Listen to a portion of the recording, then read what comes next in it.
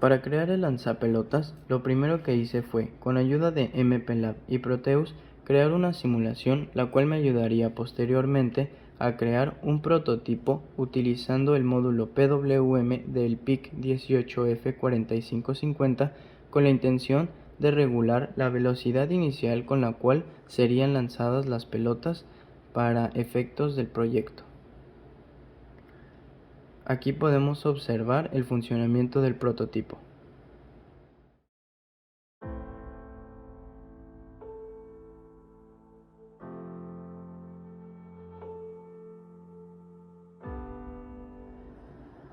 Además del prototipo que he creado utilizando el PIC 18F4550, específicamente el módulo PWM con la intención de variar la velocidad inicial, utilicé también para la estructura un tubo de PVC de 3/4, 2 codos y una base plástica, la cual me ayudaría a regular el ángulo de tiro. Es muy importante mencionar que las medidas de la estructura se encuentran en función del diámetro de la pelota, puesto que si los rodamientos se encuentran ya sea muy juntos o muy separados, la pelota no podrá salir disparada, fracasando así el ejercicio.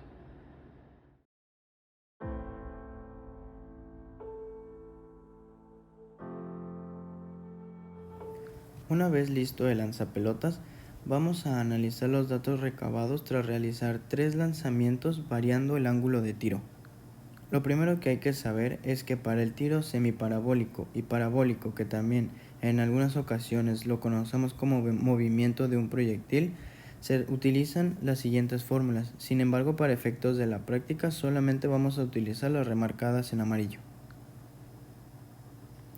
El primer ejercicio se realizó con el lanzapelotas a una altura inicial de 4 metros y un ángulo de 0 grados.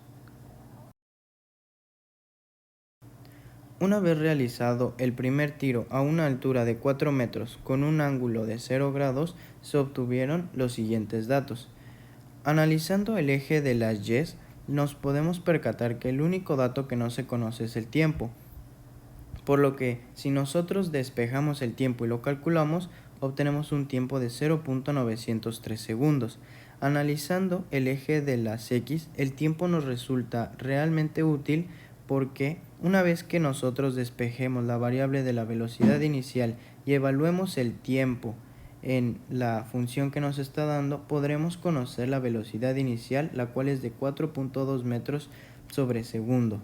Esto cabe recalcar que se realizó con un módulo PWM de 300 Hz y un duty cycle o ciclo de trabajo del 95%. El ejercicio 2 se realizó en una altura de 4 metros efectuando el tiro con un ángulo de 60 grados. Para poder analizar el ejercicio número 2 es muy importante separar en componentes a la velocidad inicial en X y en Y. Una vez realizado el primer tiro, se pudieron recabar la siguiente información. Analizando el eje de las X, en donde utilizamos la fórmula de la posición final es igual a la posición inicial más la velocidad por el tiempo, decimos que la posición inicial en X es 0. En donde, si nosotros evaluamos los datos obtenidos en la siguiente fórmula, obtenemos la primera ecuación.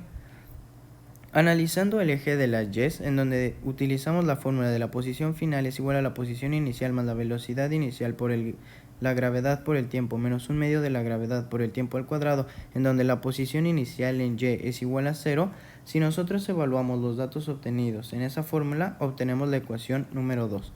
Por cuestiones de simplicidad, lo que hice fue dividir la ecuación número 2 entre la ecuación número 1. Esto me dio como resultado la siguiente ecuación, de la cual la única variable que no conocemos es la t. Por lo tanto, si nosotros la despejamos, podemos obtener así el tiempo de 1.33 segundos.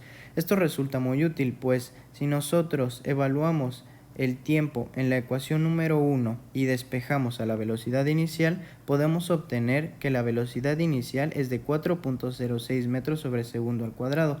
Cabe recalcar que esto está dado por un módulo PWM configurado con 300 Hz y un duty cycle del 75%. El tercer y último ejercicio que realizó se efectuó con un ángulo de 45 grados a una altura de 4 metros.